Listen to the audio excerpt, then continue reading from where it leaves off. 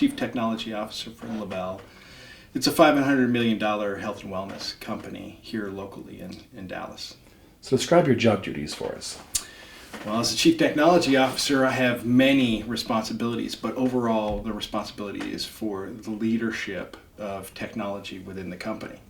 And ideally, where we as leaders over technology spaces try to be is bridging emerging technologies with existing technologies and essentially making it so technology is an enabler and a force multiplier to the business at large. Because if your technology starts to erode the business capabilities and not extend the business capabilities, you're a failed technology leader. So that's really the focus of a chief technology officer within a company like ours. So what are some of the essential skills required for your job? The number one skill, in my opinion, from a soft skill or any skill from that matter, is integrity. It's the foundation in which everything is built. So if you lack integrity, you can't build, as a leader, you can't build a team that has morals, practices good ethics. So foundationally, once you come in and you say, I'm going to do what is right all the time. What I say I'll do, I do. What I tell you I'm going to provide you as an employee, I provide, etc., etc. All of that is all based on your character integrity across your leadership skills. So bar none, integrity is key. After integrity, though, you have to look at a couple things. One is you can't leadership and direction, guiding technology and the team to implement and accelerate the company is a critical path. You can't move forward without that leadership and management capability built into your core stack of skills.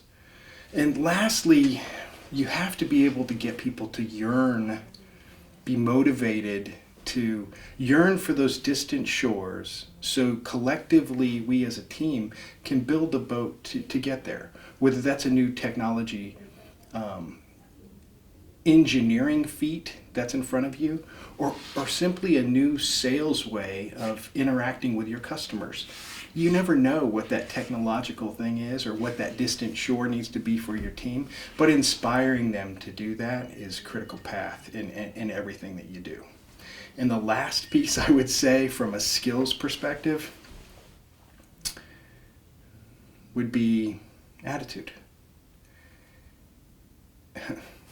Attitude, if you have a bad attitude in any job, you've essentially doomed not only your own career to a failing, but your entire team's motivation and willingness to succeed on your behalf gets eroded. So I think those are the core fundamental things, and that's all wrapped around one key functional skill, which is communication. So if you can't effectively communicate your thoughts, your yearning for distant shores, your leadership, your integrity, your capabilities to your team, to your peers, to your superiors, then again, you're failed in that regard. What was your first job in IT? How did you start? So my first job in IT, I was a sonar operator, sonar technician on fast attack submarines. So I went originally through fiber optic schools and mid-frame and mainframe computing technologies to be able to build out and support technologies within classified submarines, which was great from a basic learning perspective and a basic compute perspective, but a lot of those technologies that are on submarines, you can't totally parlay that into your civilian world, but that's what I did. So how did you get from the attack submarine to where you are today? What was your path to get from there to here? It's an interesting path. I spent 10 years on submarines. Of the 10 years I spent on submarines, 5 full years I spent underwater. Transitioning from that mode, I went in to become, and I ended up getting 7 different degrees.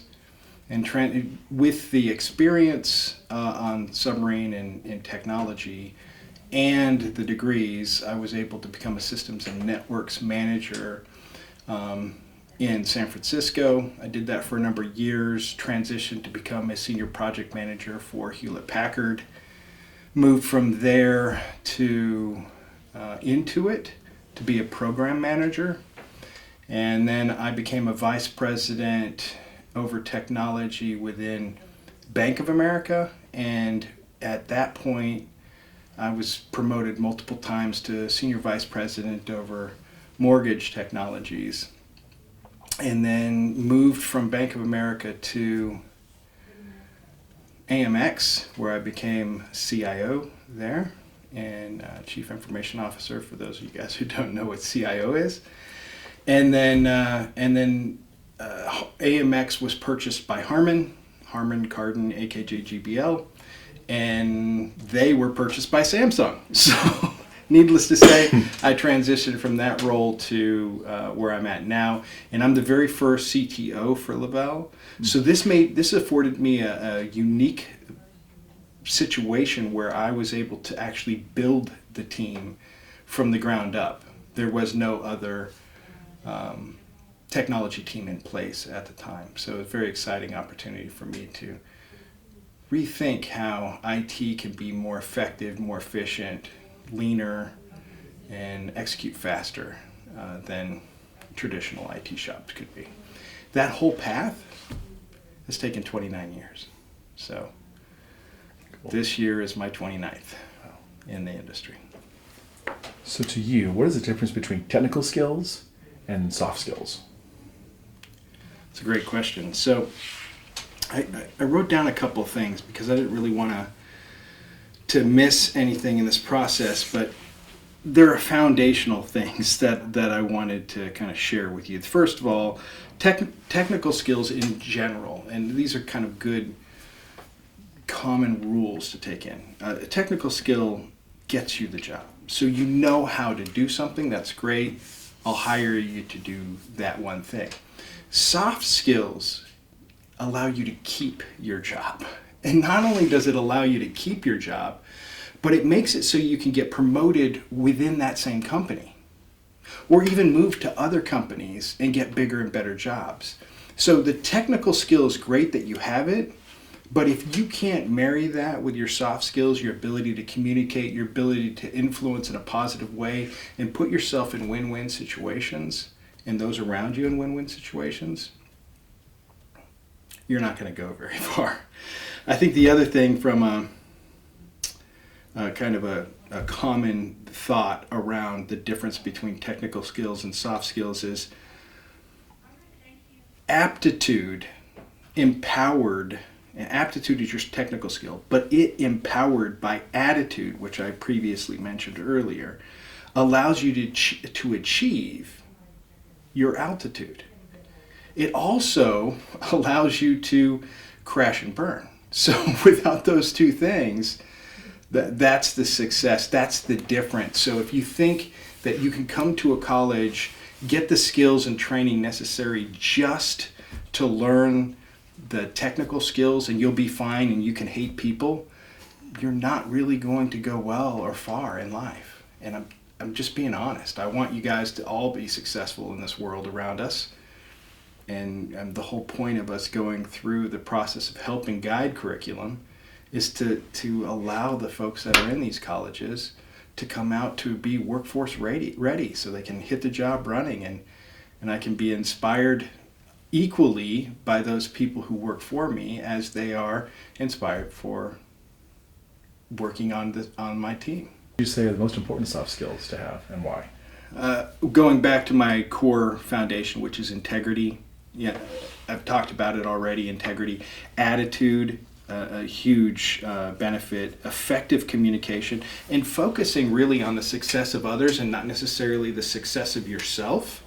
Not at the deterrence, not to take away from yourself, but if you're focused on making other people successful, you will be successful. And if collectively you're not focusing on that individual success for their own private success, but you're focusing on that individual success for the company's best interest, people take note of that. People will want to have you on your team and on their team. People will be magnetized for the effect that has on them. So think about that when you get to a point where you have, if you're a student and you have to do a team building project where you have to participate with 3 or 4 other teammates in your classroom, be that magnet. Be that person that people want to be around, and share your success by making them all successful. In the last 6 months, what was maybe your most challenging day on the job? Oof, yeah, so I had a bunch of really major new product releases that were going off, but at the same time I had 3 different team members who had pretty severe tragedies in their families. So as a leader, you have to weather that transition and allow the company to be successful even when you have things that might be burdening you. Now, it's interesting because my military background completely level sets you or gives you perspectives that you would otherwise not have as a civilian. So a bad day there means people die. A bad day in the business world doesn't necessarily mean the same thing unless you're in the healthcare industry where you're trying to take care of patients who are in fact dying. So having that perspective, even my very worst day in IT has been always better than the sheer fact that when you worked in the military, there is a finite, if you failed a project or a mission in the military, you may not come back. There's definitely a play for keeps kind of perspective that you would otherwise not have. So even like the last 6 months, that worst day for me really wasn't so bad. What do you think students must know about the IT workplace? I would say the people, when they come out from college and start working on my teams, the people who come in eager and excited, they have an eagerness to learn, they're the ones who transform and do so well in life because they come in with a great attitude. They always are projecting positivity. They work diligently and pay very close attention to details. In technology as a whole, details are important. You can't kind of just get it a little bit right, or if your syntax, especially if you're a developer, if your syntax is off on that line of code, it breaks.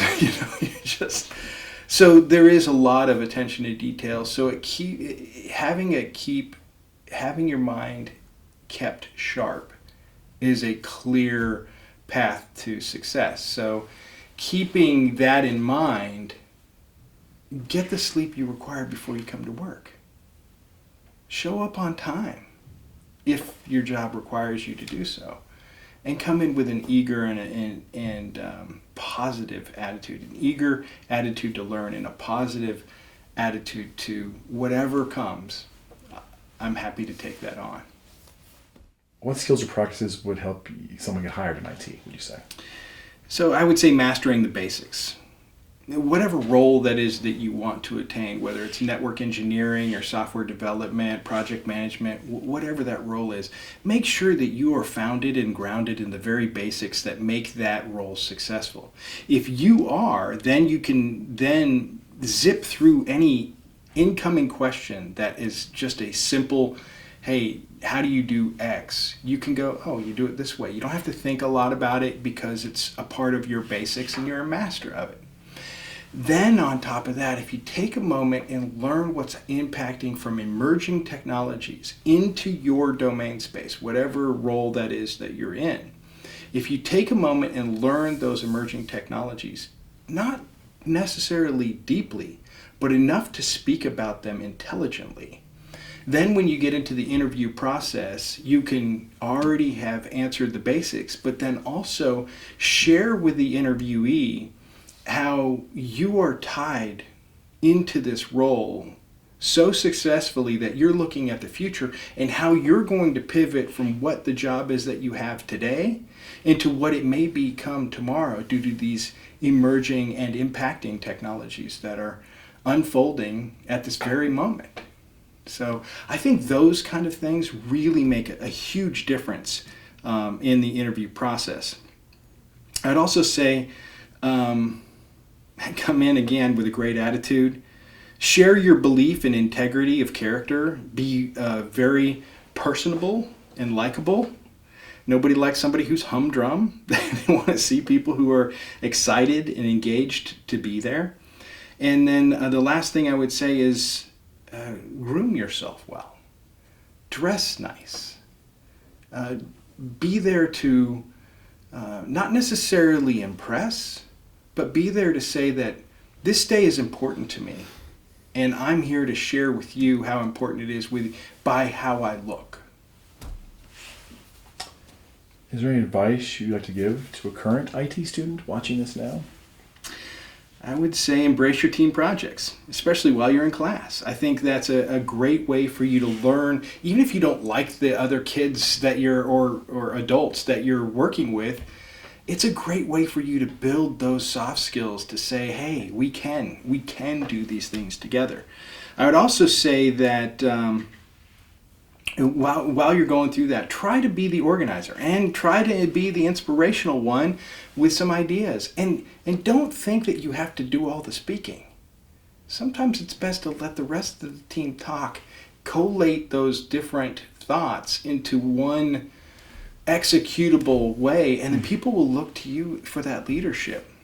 The other thing is talk to industry professionals, people that you would like to do their job, even if it's an entry-level industry professional. Figure out whether that role is something you're actually going to like. Because if you don't like it, you're not going to be able to sustain a positive attitude in that job. And then it's just going to be a boring, monotonous, I got to go to work today. Get into a role where you feel like energized when you wake up in the morning and you're like, I really want to go do this. This is really fun. And that when the 5 o'clock hour or 6 o'clock hour, whenever you're getting off work, the hour tolls, you don't even notice. You're just like, you know what? I should probably go eat, right? I have my girlfriend or my boyfriend or whatever waiting for me. I should probably leave. I got to wrap this up. That's the kind of engaging, inspirational way that I would like to get IT folks to think about their job. How was your career in IT different than what you maybe expected it to be when you were first starting? And it's interesting is I am where I set my goals to be. So I'm a very goal-oriented person. So every time I achieve a goal, I just set another goal. And so along my career path, it was very funny, and I'm going to date myself with some of this stuff, but I remember there was a placement agency coming out of the military and that they're going to help me find a job. And the fascinating part of that is I'm sitting with this placement agency guy, and he goes, so what kind of job are you looking for? And I told him what job I was looking for. And he goes, okay, well, what's the salary? And I said, well, I don't want to make anything under $75,000 a year. And this was 20 plus years ago. And the guy he pushes back from his desk. He's like, whoa, we don't even have any jobs in our queue that make more than $55,000 a year. How are you thinking that you're going to be able to get a $75,000? And then he went on to share with me how much he made doing the job that he's in, which was frightening, frighteningly low. And at that moment, I just stopped and said, I don't think you're the right placement agency for me. Have the courage to do. Get up and walk away. I got up from that meeting and walked away and never had another conversation with him again. And my very first job coming out of the military and into civilian life was 6 figures. I blew away my goal at $75,000 and started at $110,000 was my first job. So set your goals and don't listen to the people around you necessarily if they're telling you you can't. Because I'm telling you, you can. And you just need to be able to do that.